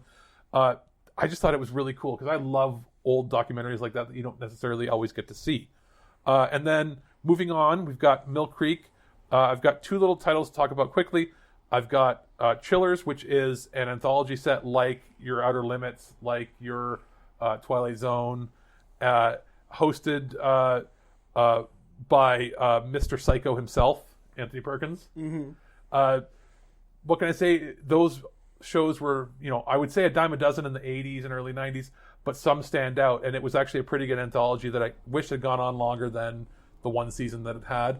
It was released years ago on DVD, and it was out of print for years, and Mill Creek just recently put it out again, and it's definitely worth picking up. The picture looks as good as you can expect. They, pop it all on a couple discs, but you get every episode, and it's fun to watch. Secondly is Metropolis. Did you guys know Yes, this? I've actually seen the anime. This isn't the Fritz Lang. This is the anime that came out about, I guess, 18 years ago initially now. Well, Sony had put it out on DVD, and back in the day, there was the DVD, which was the movie was just on one disc. The second disc was a mini DVD. Yes, I had that. It had all the special features, so you can't use it in anything that has a slot loading drive. So what they've done is it comes with a DVD and then the Blu-ray, and the DVD has the special features on it all on one disc, and the Blu-ray is completely remastered, pristine, brand new visuals. It's kind of amazing. A lot of times anime doesn't look great with 3D animation, especially 20 years ago. They weren't really up to date. Yeah. This looks fantastic. The sound is fantastic. It doesn't follow the exact same story as the Fritz Lang Metropolis silent film. It follows just enough, but then deviates to make its own sort of story. The interesting fact about this, there's a scene, because the Blu-ray is so clean and clear, where they're hiding in one of the slums, and on the back wall they've got maps. Well, they're maps of Ontario. What? They're in Japan, and it's supposed to be, or they're Japanese people visiting some fictional country. Hint, hint, the fictional country is supposed to be probably Germany, the way it looks. But the map, it's not an accurate map, though. It has Lake Ontario, and then it has all these random cities around there. There's Kitchener, there's all these places. Georgetown's on there. Oh, jeez. Hometown represents. They spelled Oshawa wrong, I think, and there's a couple other ones. But they're all there, and I was thinking the only way, and they're all in the wrong spots, but they're all there, and they're not like, if they were all in the right spots but looked a little hinky, I'd think somebody just copied a map. It looks like somebody tried to recreate a map from memory. So somebody that was animating this, key animation frames, or did the storyboards, had to have gone to Toronto for school or lived there for a while. Because it was all the GTA, and then they had all the areas around that were a little wrong, like Barrie's a little bit in the wrong spot. But it looks like if somebody was not from this country that did come here and had to recall from memory where it was weird. Like, why Ontario? Why not New York? Why not the States or whatever? Yeah, it's just what they were familiar with. They didn't want it to be too obvious, maybe, that it was a known place. Big bold letters, Toronto. But again, on the DVD, because it was 480i, you can't really see that. But in 1080p, you can make out every little detail. So, and it comes in a steelbook, which is really nice. Always nice. And at the $30 price point for a steelbook, remastered, that's pretty awesome. That's a good price. And it's not a limited. That it's only released as a steelbook. So you're not gonna, go out and go, oh crap, they're out of steelbooks and I have to get the regular. That's the edition that's out. So, also, Mike and I had reviewed a couple animes from Animego that were put on Blu-ray. We've got Bubblegum Crisis, which is the original OVA, which I think is 8 episodes. I want to say it's the complete original run. Every episode that's in there. They have had sequel series come out, but they've only have them on DVD right now. This was a remaster of this. It all fits on one disc. The video looked as clean and clear as you could possibly make it. It looked like so clear that you can see animation flaws, which is great, and that's I think what most people want when they want to see anime. They want to see where the lines are drawn. They want to see where things are traced over even.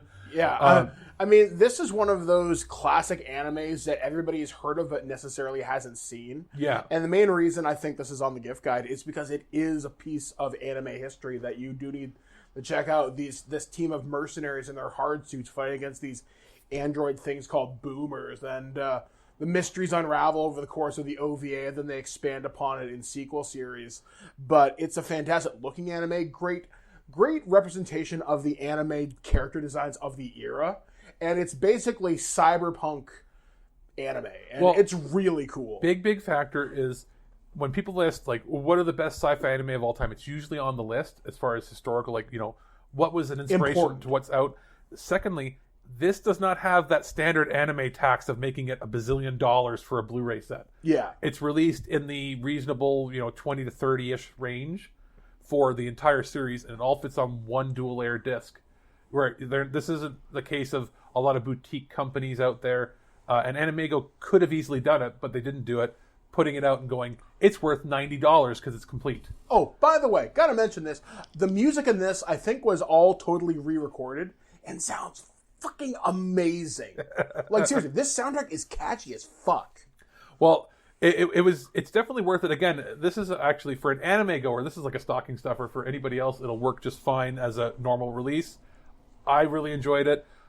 Secondly, the other release that they had that we had a chance to look at was Riding Bean. Riding Bean it was a spin-off of Gunsmith Cats. Yeah, it was done by the same people. People. Yeah. It's a 50-minute OVA that was originally going to be created as a pilot for a TV show. And we had a wicked good time watching this. Yeah, this was like stupid 90s movies, the anime. It's basically a private detective who's hated by the cops, a little bit like the Transporter. Yeah, kind of like the Transporter, and he's like, I'm just here, I want to get my steak and eggs. Over-the-top violence and action, and basically they're trying to solve a kidnapping case. And it turns out it's some weird inside job, and then there's one guy's like, I'll get you, Riding Bean, and it's ridiculous. Just so, like, if you think 90s action anime, that's sort of what comes to mind. Yeah, it's ridiculously over the top, but it's surprisingly fun. And this is one of the cases where you open up the case and it's a reversible cover. You've got English on it, you've got commentaries, you've got the whole shebang that way. It comes with a poster, and then you've also got like other fold-out items that have like cartoon and storyboards and different things in them. It's really neat for the package you get. And this, again, for an anime, it's going to about $30-ish or so, depending on when you're buying it and where you're buying it from. Definitely worth it if you're an anime fan. If you're somebody who's new getting into anime, I'd say go with the Bubblegum Crisis one first. Mm-hmm. And that was actually pretty cool. Like, Animego is one of the original dubbing studios that came out like back in the late 80s, early 90s. I think they're the only one left of that original generation of dubbing studios that still even retains the rights to these shows. Because nobody else puts out Bubblegum Crisis. It's only been them for 30 years. So definitely worth it for that. For Kino Lorber, we've received a few different items, and the big one I wanted to talk about was the Outer Limits Season 1 Original Series Blu-ray. Remastering job on par with anything that Paramount's put out, like the Star Trek remasters. Like, we're talking, these are pristine-looking black and white original episode TV show. They don't overspace the discs with episodes, so you can get the maximum quality possible. Absolutely fantastic. If you like Twilight Zone style episodes, anthologies, but you also like sci-fi a little more, this is for you. Moving on, we've got Mill Creek. We talked about Amigo. We got Kino Lorber. I'm just looking through my notes here because I have all the TV shows. We're really specialized in what we review. Yeah. Yeah, I'm the TV guy. For VEI, so Visual Entertainment Incorporated out of Toronto. I've been a big fan of their work recently. They license properties that not a lot of people license or haven't licensed in the past. And there are 2 sets that came out this year that I've been waiting for forever. One is Early Edition, the complete series. The first 2 seasons have been released by Paramount about 10 years ago, and then they just dropped off the map. They never bothered completing the series. Well, this has all the seasons. And it's released at about the $50-ish price point, give or take. Basic premise of the story is a guy opens his door to his apartment, and there's a cat there with a newspaper. Newspaper turns out to be tomorrow's newspaper. And he uses it to basically stop disasters from happening. He doesn't know where it comes from. He just gets the early edition before anybody else. So, sort of... Interesting. Premonitions and a very unique delivery. Yeah, kind of, and then it's got, your comic relief, the sort of fun. It's just a fun family, light sci-fi. And the second one is 7 Days. I have been waiting for almost 20 years to get this. 7 Days is, if you like Stargate, what if Stargate was about time travel and not about traveling to planets. So kind of like Doctor Who, but a little more specialized. Yeah, it's about a program run by the government using Roswell technology from they stole, where they're able to send somebody back in time 7 days. So, for instance, like in the pilot, the president blows up in a car. Well, they send somebody back 7 days, but then you have to deal with, is anybody going to believe that you came back in time? So they have to start developing, as the episodes go on, they develop a system of code words to use for it. So it's interesting how they make the time travel work into the series.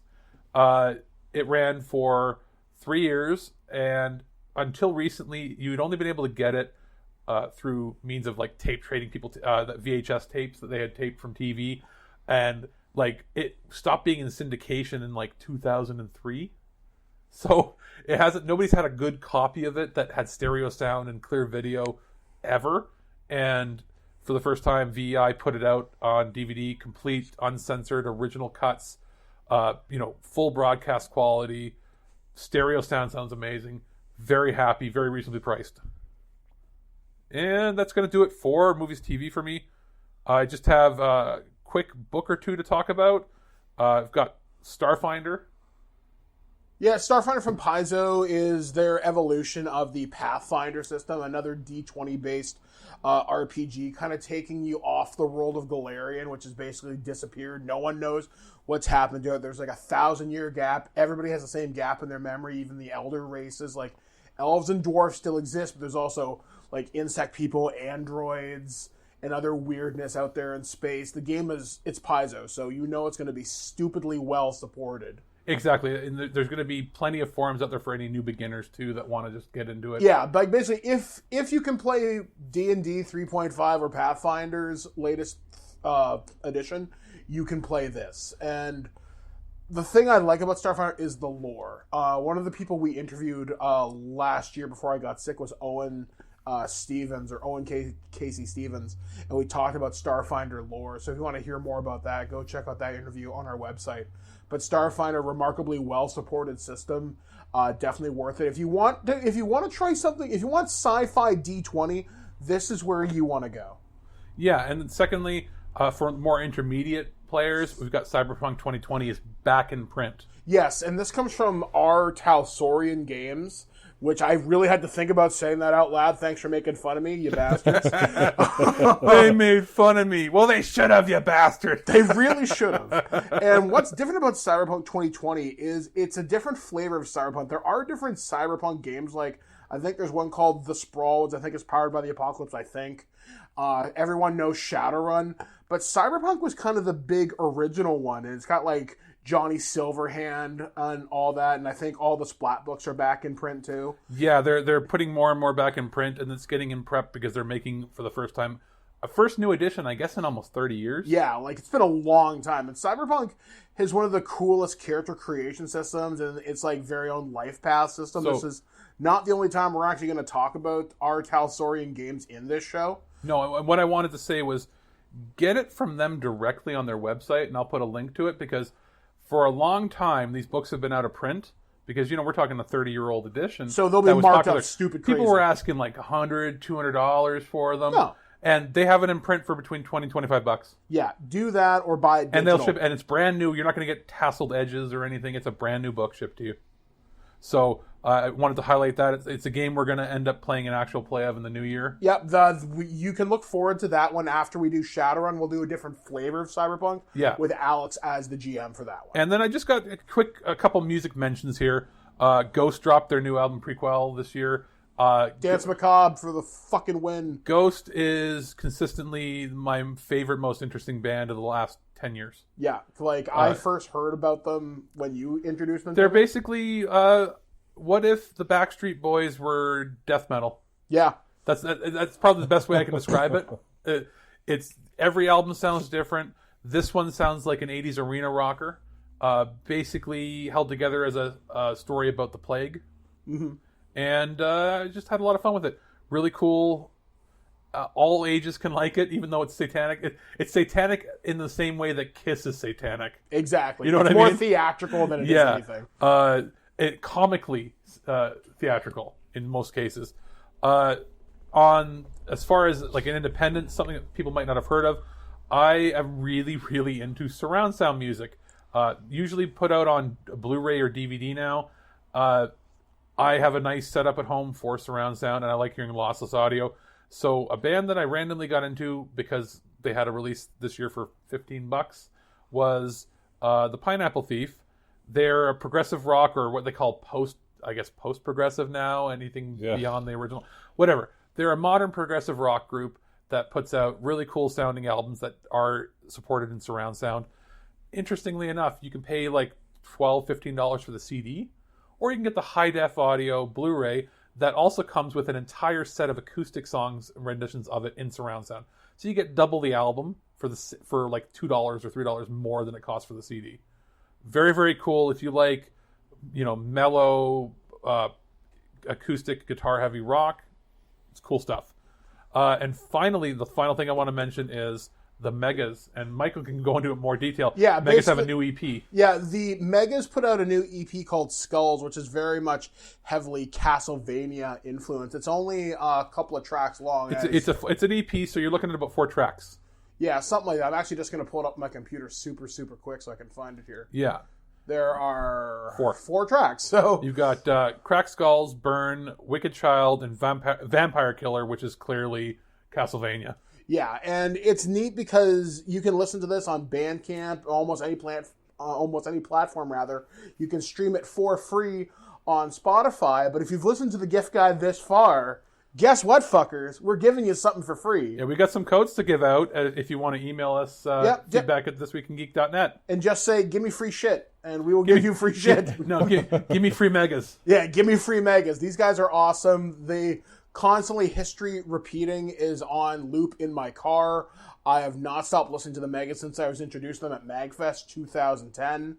And they are one of my favorite bands of all time. And I think... I know they were supposed to send me a package for my birthday. I guess it's still held up in Postal Strike hell. Well, it's possible. I'll double check with them. But in regards to this, I had never heard them before. And I listened to this, and I'm going to go back and listen to their back catalog. Yeah, like seriously, they do some fantastic work. They're one of my favorite video game bands of all time. The Megas do not do anything wrong. A truly independent group, their production values are really high. Yeah, these guys know what they're doing. And the fact that they took on Castlevania, and they've done it before, but to put out a full EP of Castlevania-inspired stuff is really neat. I've had it on loop, like on my playlist at home when I'm doing, like, even when I'm doing the dishes and stuff. It's just playing on a loop, and I've had it probably 30, 40 times in a row. My favorite thing is to play their mix of Vampire Killer when I play Smash. When I play as Richter or Simon, I get right the fuck into it. So that's going to do it for me. We've made it through my gift guide. There's so many more things I want to talk about. Welcome to the Alex Show! Well, there's so many more things I want to talk about because I did so many reviews, but these are basically the highlights of the year. Absolutely. So, unfortunately, we have to say goodbye to MrTristifer because he has to go work retail hell today. Yes, it's December. I work in a big box retailer, and oh my God, kill me. Merry fucking Christmas. To you, we salute you, my friend. Pray for me, everyone. Do you have any USB? Yes. Where do I find USBs? The auto department? You stupid bastard! Anyway. Help me with a cell phone, even though you don't have any. All right, guys, we're going to throw into my holiday gift guide, which will not take up a majority of your time, but I do have a lot of things I want to talk about here. So I'm going to talk about video games. As you guys know, I typically take on a lot of the AAA titles here on the show. Just that's the nature of my relationship with these people. So the one game, I have 4 games that I want to talk about. And my game of the year, without a frigging doubt, comes to us from Sony and Insomniac Games. That is Spider-Man, and that's including the DLC, The City That Never Sleeps, which has 2 of its 3 DLC out as of this recording. Silver Lining, I think, comes out within the next week or so. And Spider-Man, it's as if they took every Marvel Spider-Man game and improved upon it. Swinging is fun. Yuri Lowenthal is an amazing Peter Parker. Like, literally. He sounds like a guy who makes pizzas.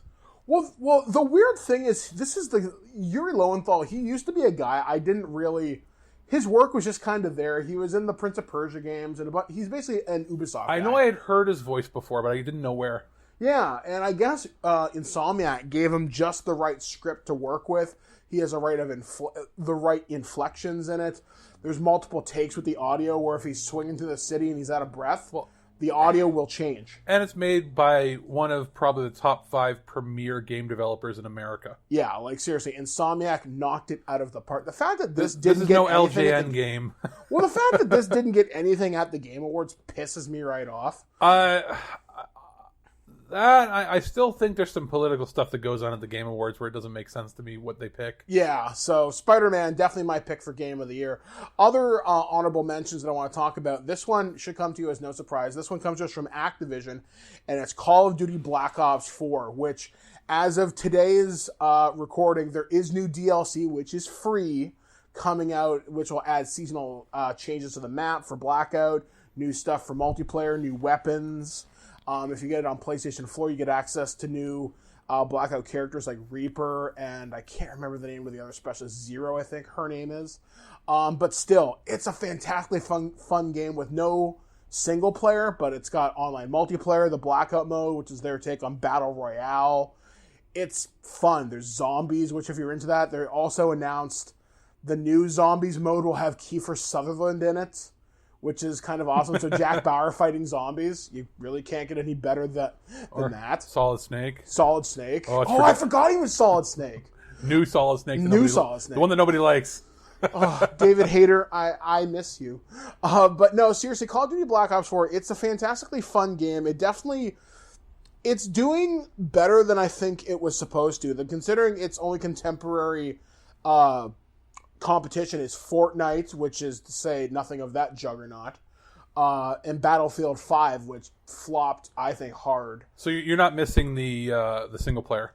I am and I'm not, because I like these characters that they've developed. Now, there are little single player things that show you how to use the characters, like, say, Firebreak or Battery and stuff like that, but the big draw here is Blackout. In fact, they just launched an edition for like $10 less, which is the multiplayer and Blackout mode. Okay. And I think you can buy that digitally through the Battle.net store, I think. Okay. Don't quote me on that. But no, Black Ops 4, worth it. The last one I want to talk about, this one I reviewed very early on in the year, and it just had some new DLC drop called Flashpoint, which adds a lot of new things into the game and fixes some earlier problems. And that comes to us from Harebrained Schemes and Paradox Interactive, and that's BattleTech. BattleTech, based upon the long-running franchise of basically 31st century combat. This one is set before the invasion of the clans, who are basically genetically engineered warriors who want to come and conquer all of space, otherwise known as the Inner Sphere. This one sets it about 34 years before that, where you're part of the Periphery, which is basically wild space. You pretty much, each planet is unto their own, and an assassination happens, and you can take control of this mech warrior unit, this own mercenary company, and you can earn money, you can fight out contracts, and then you get these things called flashpoints later on, which will determine whether you're working for different houses in the Inner Sphere. I know I'm throwing a lot of words at you that don't make a lot of goddamn sense, but when I say this is one of the best BattleTech MechWarrior properties in years, I'm not kidding. This is a marvelous game. It got nominated at the Game Awards for Best Strategy. Believe me, I wanted this to win. Not just being a BattleTech fanboy, it takes everything that worked in that. It's like playing the RPG or the board game and transports it into a video game space. And the stats are pretty accurate to the role-playing game. Like, SRMs do 2 damage per missile. LRMs do 5 damage per missile. Stuff like that. And someone even did a comparison chart I saw on like Reddit or something, showing the differences between this and the board game, and the differences are so close. So basically, it's all the benefits of a really deep, engaging RPG system without you having to crunch the math. Yeah, exactly. And if you've ever been curious about the MechWarrior universe, this is a great introduction without throwing you into the clan wars or the Dark Ages. And I think Catalyst Game Labs, who holds the license previously from FASA, is putting out a new introductory box set to the game soon. And that comes out, I want to say, in the new year, pretty early on. But no, Harebrained Schemes and Paradox Interactive. Battletech, you can get this on PC only. Holy shit, buy this. In fact, this is probably my second game of the year. And I don't play PC It's your games. PC game of the year. PC game of the year, hands down. The last one, this is an honorable mention. I didn't get into this one nearly as much as I wanted to, but it is some of the craziest character creation I've ever seen. So I've had Willy Wonka fight the Gold Power Ranger, and I've had like a SpongeBob character fight the Megazord. Because it's so strange. Which game is this? This is Soul Calibur 6 from Namco Bandai. Oh god, okay. It's cool. It's if you like Soul Calibur and weapon fighters, you know what to expect. Like, the soul must live on. Sophia wins and all this crap. And in terms of fighting games, this came out at a really bad time, which no one's freaking talking about this, outside of the really weird character creation you can do. But the fact that it's so customizable and so deep, like I said, I saw Willy Wonka beating the crap out of people with a giant chocolate bar. It's so fucking strange. But it's worth it, though, because it takes the Soul Calibur formula, changes it up. There's enough changes to the system where there's depth to it. Do I expect this to be competitive at, say, an EVO level? Probably not, but if you want something to screw around with, I mean, Alex, this is something you and I probably make ridiculous characters in. And I was going to say, like, oh, you better believe I'm going to make the fattest, ugliest person alive. With nunchucks. Yeah, with nunchucks or a spoon. But there's not a lot of good weapons fighters out there. Well, no, I mean, there really isn't. And one of the things that Soul Calibur does right is it always has guest characters. This year's was Geralt of Rivia from the Witcher franchise, if I'm not mistaken. And I know the last time I really got into a Soul Calibur game is when there was Darth Vader and Yoda on the Xbox 360 and PS3. So, once again, they've done a fantastic job with this game, and I really hope the Soul Calibur franchise keeps continuing on forward. And if you can find this game at a Boxing Day sale, or if it comes on sale in the next couple of weeks before Christmas, definitely should probably be picking this one up. Nice. The next one that I want to talk about, I'm going to go into my picture movies, which will not be Alex's Library of Congress. I know, I'm the movie TV guy. This one comes to us from Warner Brothers Home Entertainment, and this one was Teen Titans Go to the movies. Teen Titans Go. You either love it or you fucking hate it. I have to give it a watch. I've been hearing nothing but good things. Well, it's so funny. They even have a Stan Lee cameo. He's like, this is a DC movie? I don't care. I love cameos. Wait, really? And that was his last one, I think. Yeah, because I know he pre-recorded a lot for Marvel, so they can use him for the next, I don't know how many movies. Yeah. He did a bunch, they said. Yeah. But that would have been the last time he recorded anything new. Mm-hmm. But yeah, it was surprisingly fun, and it's all about Robin trying to get his own movie and show the other superheroes that he should be taken seriously. If you're into... So wait, is it the fractured butthole, sort of? It's so strange. Like little South Parky where they're trying to get their own franchises? The toilet humor in this movie is off the scale. There's one point where they're on a movie set and there's a fake toilet and they all use it. And Robin's like, guys, you know that's not real. Like, well, I wouldn't go in there if I was you. And even the girl characters are getting into it. Like Raven and Starfire. It's gross. Real girls poop too. Oh, it's so strange. Next one, this one was kind of a surprise for me because I'd seen advertisements for this series when it first came out, and I never really gave it a shot till I got the complete series. Because if I'm going to watch a show, I want to be able to watch a shit ton of it. Yeah, we're binge watchers. And I got Scorpion, the complete series, coming to us from Paramount Entertainment, and it's basically like hackers with like super. How would I describe this? It's like a super team of misfits, not super powered, but just people have different specialties, like hackers, spies. So it's like a amalgamation of like 90s action tropes. Yes, and turns it up to 11 in terms of ridiculousness. And one scene You can find this scene on YouTube. And this will give you a pretty good scale of how weird and dumb this show is, but I love it. They have to hack a plane. So they're driving convertible. I've seen that, yeah. So they're driving behind the plane, and the guy, one of the pilots, is filtering out a like RJ45 cable out the bottom of the plane, and the car's speeding up behind the plane, and she's jacking into the car to hack it. So it's like everything from Leverage and Shadowrun if it was stupid. No, it's like that Fast and Furious movie where the runway is so long it would have been the entire length of Europe because they're all going at like 200 miles per hour for like 5 minutes trying to do this. Yeah, it's so weird. And I'm just like, okay. But considering you get all 92 episodes and like a ridiculous amount of special features, like 4 or 5 hours easy. And it's not one of those sets where, you know, back in the day when they would release complete series, they were in unruly, weird-shaped boxes. This is a normal-sized box that fits in your shelf. Yeah, it's just a normal-sized box, very, very simple, and supposedly inspired by, like, the true life story of hacker Walter O'Brien. Cool. So, weird. Well, and I was going to say, and it's Paramount, right? Yeah. They've been doing a really good job of fitting a ton of discs into a small case that doesn't break.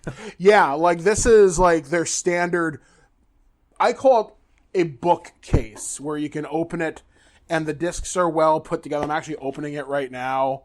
And you can see the inside where it's like season 1, season 2. Each season's about 6 discs long. God, I hate saying that phrase because Blair makes fun of me. What, 6 dicks long? Yep, that's what I say every time. And I cannot stop saying it. But yeah, it's just a nice insight into how you think. Oh boy. But no, seriously, Paramount did a really fantastic job with that. And the other one they sent me, I forgot how much I enjoyed Nickelodeon animation. And Paramount... 90s Nickelodeon animation for more than anything, right? Well, the weird thing is, this series I'm going to talk about, this is Rocko's Modern Life, the complete series. I forgot just how much adult humor was hidden in this show. Oh, this show is not really for kids. Well, yeah, it's way ahead of its time in terms of humor. He's a sex phone worker. Yeah, and they just kind of gloss over that fact, because it's never explicitly said, but it's definitely hinted at. Well, all the signage around him, the moaning people on the phone, the panting.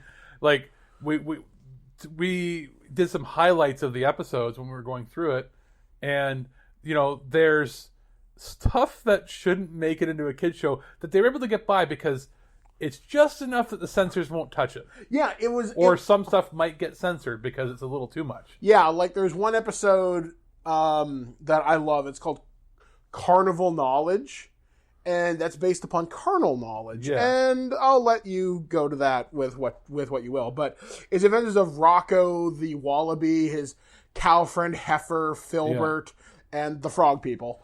And there may be a scene or two that have been censored from it, though. Yeah, this isn't the first broadcast run. No, there's a scene that you know, we can confirm isn't there that has his bull heifer friend, you know, basically he goes into a cow milking facility and he gets milked, but he doesn't have teats, and he smiles real big, and he blows his load. He says a very tearful goodbye. But yeah, and that's one question people have is that was one of those things that did slip by the censors initially and then was cut later on. Yeah.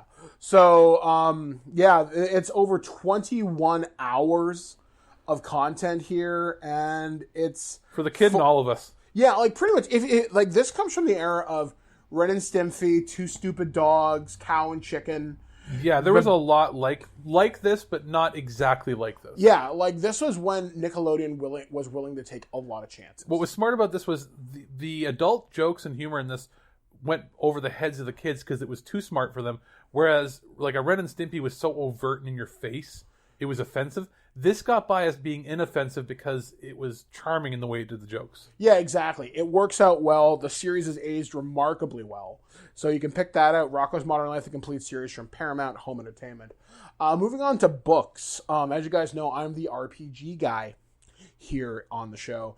And I was originally going to have MrTristifer explain a lot of this to me, because one of these books I got is a campaign setting that I don't know a whole shit ton about.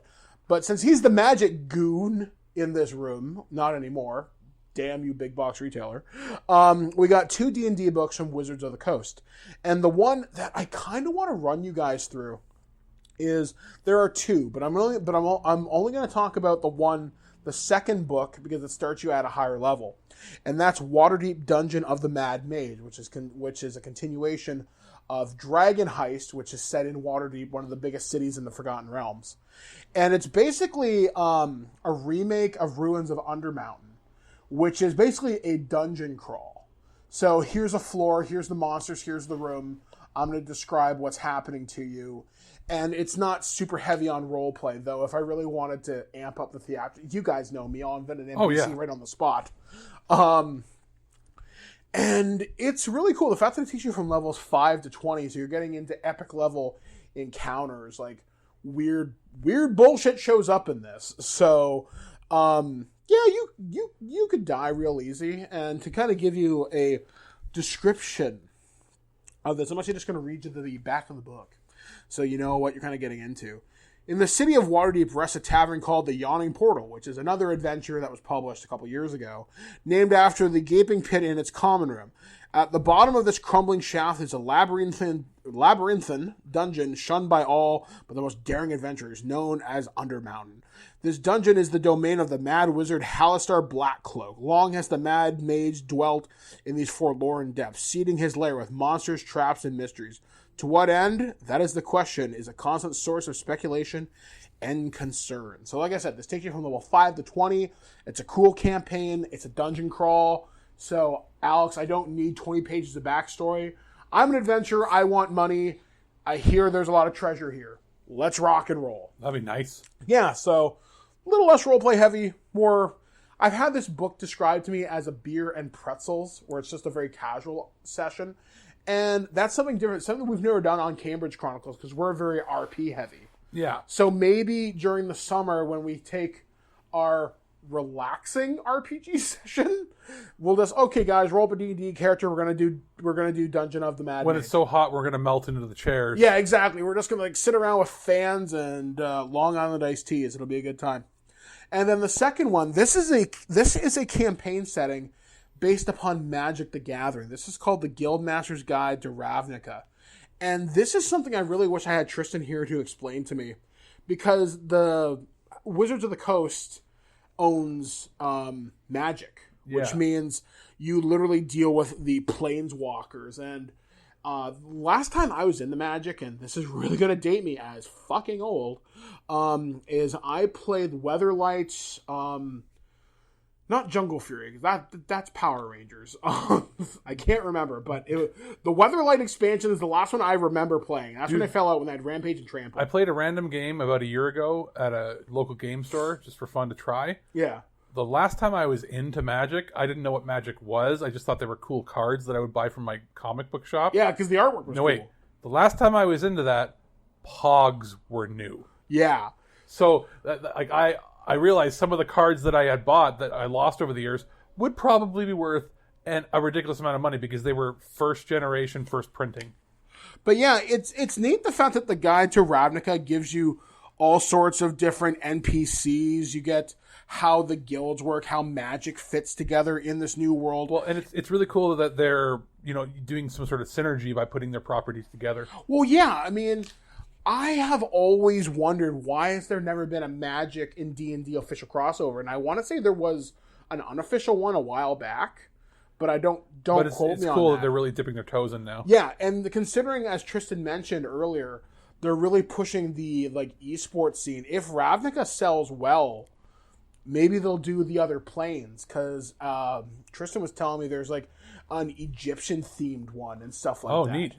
I want a D&D version. Here's what I want. Magic has thousands of monsters. I want a completely Magic the Gathering monster manual. That would be cool. And honestly, here's the thing. It's not as hard for them to write, because they already have everything written. They already have all the lore. It's just translating it into the game engine. Stats. Yeah, exactly. Then the last thing that I want to mention here is something that hopefully will play more on Terrible Warriors, as I've played just a couple sessions of this game, and that was Star Trek from Modiphius. The Operations book just came out, so that's engineering and security. Yeah. And my character played in the 21st century. I was a security chief, not an officer, because there's a difference. Yeah. But they also have different advantages, like Deadeye I thought was kind of cool. Basically, if I take a round to aim, I get -1 to difficulty. There's like combat meta. Yeah, this is just really cool. Well, yeah, I could be more like Worf or more like Geordi if I want to be. But also Data was in operations. So there's a lot of neat things there. There's a lot of new rules and expansions, and Modiphius is really good at updating their materials. So I imagine the website they have where you can build characters is already updated with this information in mind. I don't know that right now, but knowing them past behaviors, I would definitely say that. So if you want to pick that up for the Star Trek RPG, the operations manual is most definitely worth picking up. And I reviewed this. Did I review this on the last? Yeah, I reviewed this on the Game Awards. And this definitely deserves an honorable mention because hopefully you're getting some time off work over the next few weeks. One of the best video game series in the last couple of years is the Witcher series. And our Talzorian has managed to get a hold of the license for the RPG and translate it into a tabletop role-playing game. And I describe this dice system as simple yet elegant and remarkably friggin' deadly. Where you need a Witcher in your party, because if you're just a merchant, a mage, why would you be playing the Witcher without having a Witcher? Well, that's the weird thing. I mean, it's but here's the thing. You want to play it on hard mode? No Witchers. Yeah, exactly. Good luck killing a ghoul with your stupid bard and his loot. It's not going to happen. You could be that guy that's just like, our party, we're just going to be bartenders. Well, you could do that. They actually have stuff for that, but they also talk about things in the RPG that are in the video game, like mutations and sword oils. What's effective against different monsters, and I expect there'll be more splat books coming. And that's a very European RPG to do that sort of stuff. Well, it's dark urban, it's dark fantasy story, which usually translates to Game of Thrones. There's some fantastic elements, but everybody dies and everybody's terrible. The closest, not necessarily game system, but closest setting and style of fantasy to this would be the German RPG tabletop series, The Dark Eye. Mm-hmm. Which is basically, what if we took D&D and made it very European? Mm-hmm. And that's the same sort of style because these are based on European books. Yeah, like it's ultimately pretty kick-ass. I mean, we're going to have an actual play event when we take a break in the spring. Once we're tired of fighting corporations with endless amounts of hitmen and chromed up cyberboys, we're going to go to the Nilfgaardian front and go through the Northern Kingdoms for an adventure. So, coming up next on my holiday gift guide as we begin to wrap things up here, I got some hardware this year, and I reviewed this on Future Imperfect. And I had a wonderful email chain with this guy. And I'm talking about the Enterprise 1701D Bluetooth speaker from FameTech. It's a little Enterprise model. It's about a foot and change long, about the size of the toys. Yeah, basically not of the large models, but of toys. Yeah, it's pretty much in scale with the Playmates toys from the 90s. Yeah. It lights up. The battery, when it's lit up, will last about 4 hours. If you don't have the lights on, use it purely as a Bluetooth speaker, it'll last about 8. This thing fills a room with sound. It is surprisingly loud and surprisingly clear for the size of it. It's not the highest fidelity speaker you're getting because those would require a lot more space. But for the size, I found that it's one of the best quality sounds. Yeah, and this thing is pretty cool. And if you look on, now this used to be a ThinkGeek.com exclusive, but you can find it on Amazon right now. As of this recording, it's on sale. So you should probably grab it. But one of the cool things I like doing is that you can sync this up with other Bluetooth devices. I haven't had a chance to match it up with my Google Home yet. Mostly because the battery's dead. But it is pretty kick-ass, and I really do like it. It sits upon my shelf next to my Star Fox R-Wing. So I have this little armada of a Cylon Raider, an R-Wing, and the Enterprise. So the most misfit Starfleet you could possibly imagine. And are they going to take on your giant walker? At some point, I'm kind of hoping maybe they'll fight with the Dragon Zord, who can now fight in space as far as I'm concerned. And then finally, this was a surprise to me. Now, I've always heard of Roku devices, and we got a Roku streaming stick. Yeah, it's the mid-range where they went from being... Used to be it was a stick that you plugged in the back of the TV. Now it's like a little miniature box that has a cable that runs to the TV, so you don't have a dongle hanging out. Similar to an Android box, but a lot less shady and shifty. And also a lot lighter, but more powerful than most in its price range. Yeah, so this thing, I want to say it's about $50-$60 US, give or take. Yeah, when it's on sale, like down to $39 or so. Yeah. So my wife primarily used this Blair, and she was able to use it with YouTube, Plex, and Netflix, and she had a fantastic time with it because we have a lot of digital content on my computer because a lot of my digital stuff or a lot of my physical stuff went for a walk. Well, basically, if you set up a home media server like Plex, you can share any of your home media files. Yeah, and over it works and even on Wi-Fi. I was with her and I tested some of it. We were watching full 1080p movies. Yeah, and that's with the Wi-Fi being in another room. It has a decent antenna in it. Mm-hmm. It basically uses a USB to plug into like a phone adapter for power, and it's pretty responsive. To give a little background, I personally have the Roku Ultra, which is the second highest, or is it Premiere Plus that I have? I bought mine a couple of years ago. It's either the second highest or the highest tier one that they made at the time, and that one is faster. It's also 4 or 5 times the price, and it's not 4 or 5 times faster. Yeah. So this is actually pretty good from what I saw. This is a good entry-level thing. Like for the bedroom. Yeah, for moms or grandparents. Basically, anybody who's not super tech inclined. Throw it up at your cottage as long as you've got internet access at your cottage. Yeah, or if you brought like a laptop and you happen to have a bunch of movies on it. Kid's bedroom. Yes. Things like that. Because you get a really neat remote control with it, which is really easy to use. They have the best streaming device remote on the market. There are other ones that let you speak to them and talk to them. They have the simplest to use interface. Up, down, left, right, home button, back button, a couple dedicated buttons for apps. That's it. Yeah. You can navigate it with your eyes closed. Yeah, it's stupid simple. Another cool thing you get is you get 3 months of CBS All Access, which is usable in Canada. So Canada or States, that's pretty good. That's like $30 right there plus tax that you save. Now, I would argue this is a lot more usable in the States because you get Hulu, but Hulu's supposedly coming to Canada in the next few months. Well, and if not, there's other streaming platforms up here that'll have the same services. Yeah, so definitely worth it. I think the Roku streaming stick is one of the nicest things we've gotten recently. It's made Blair a lot happier because it doesn't mean I'm hogging the living room TV all the time. And she can watch whatever she wants in the bedroom, whatever stupid. And it doesn't struggle playing anything that she put on there. No, because I can play games on my computer, and I can still stream stuff from Plex and have no issues. Or even like with YouTube directly and all that. No stutter, no screen tearing. Like for such a small, fairly cheap device, it performs pretty well. Exactly. So anyway, guys, that's pretty much going to do it for our holiday gift guide this year. Hopefully you'll check out our contest of where we give you the Megas Skull EP for free. So if you want that, that's feedback at thisweekingeek.net. We'll give you a code to download it. And, because of this postal strike that we had, there are some items that we had hoped to get into the gift guide that didn't quite make it here.